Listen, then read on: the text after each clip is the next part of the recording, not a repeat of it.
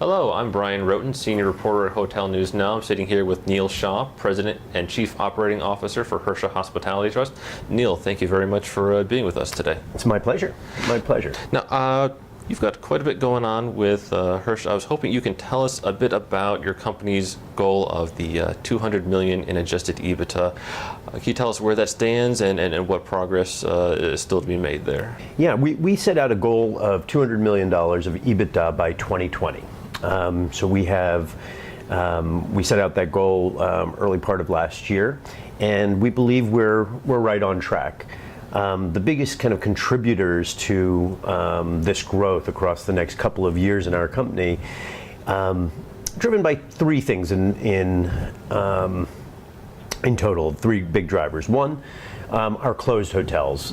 Post Hurricane Irma, we had two major resorts in our portfolio significantly impacted. A lot of damage, not only to the property, but to their waterfront hotels, so to the seawalls and things, and it was challenging times. We went through, across the last year, 12 months, the hotels were closed and went through transformational renovations. So some of it was fixing what had gone wrong, reinforcing some of the conditions to prevent any kind of issue in the future. But also, we did make a big effort to truly upgrade the two hotels. So the Parrot Key Hotel and Villas on Key West, we added a restaurant to it, a new bar, and completely upgraded all of the guest rooms to take it really to the 4.5-star kind of level of property. So we're very excited about that hotel. Opened in December and is now ramping up quite well. The second asset that was closed was the Cadillac Hotel and Beach Club. What we today refer to as the Cadillac Hotel and Beach Club. Before the hurricane, it was the Courtyard Hotel in Miami Beach. Again, we had some damage. We also took that opportunity to upgrade the hotel, and we went from a Courtyard brand to an Autograph Collection property with Marriott. We've had a lot of experience with Autograph in our portfolio. We have 5 Autograph hotels, like the flexibility and independence that allows us to position this hotel as one of the best hotels in Miami Beach.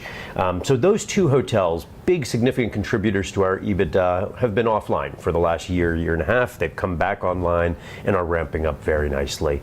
So that's the one big kind of driver to get to that $200 million of EBITDA. But we also went through, we had 7 other hotels across the portfolio last year that we went through major renovations on as well. They weren't closed, but we were operating in disrupted conditions as we were upgrading hotels, taking rooms offline, adding event space.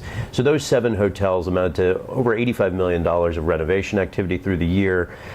Beyond the benefits we'll get from those hotels being upgraded, we'll also just not have the disruption that we've had. So those are two key drivers that make us very confident about the goal that we let out last year. Looking at 2019 and then over the next 5 years or so, what is Hersha's portfolio strategy? We've gone through, across the last really 3 years, we've gone through a very significant portfolio recycling strategy. And in 2015, from 2015 to 2018, we sold nearly $1 billion of hotels. So we sold 16, 17 assets that were high quality hotels, but mature, stabilized assets that we had owned for 10 years or more. And so we sold those hotels. We reinvested the proceeds from those sales, that $1 billion, in about $800 million of new acquisitions. So we bought 13 new hotels that were recently built in submarkets that we believed would have higher growth rates than our existing markets and existing properties, and provided great long-term earnings profile for our company. Those acquisitions, those 13 acquisitions, amounted for most of the use of proceeds from the sales. We also used the time, and there was a lot of volatility in the public markets across those 2-3 years, so we also repurchased nearly 24% of our outstanding float.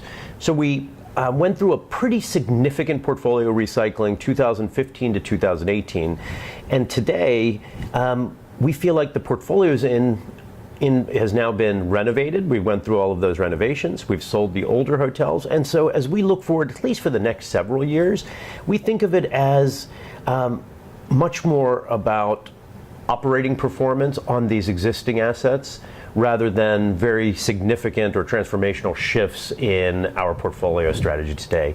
We're always actively underwriting new opportunities.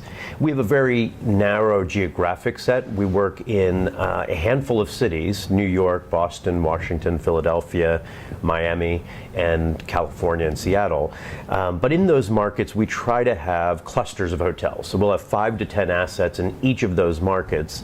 And that allows us to have not only economies of scale and better kind of leaner operations because of our scale in the market, but also gives us proprietary insight and knowledge about what's happening in the marketplace, what corner is getting better, what submarket's hotter, or just in the short term, kind of just pricing strategy.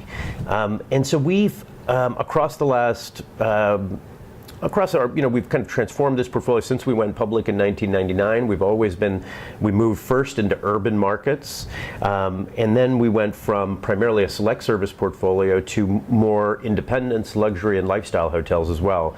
But we are very much committed to the markets we're in, but we'll be in various segments. And so we will continue to look for opportunities in select service, full service, and luxury and lifestyle in our existing markets. So as we think about 5 years, that's a long-winded answer, but it was because of the 5 years that got me thinking a little bit longer term. We think of the next year or two as being less acquisitive, less sales, and more focused on our existing business.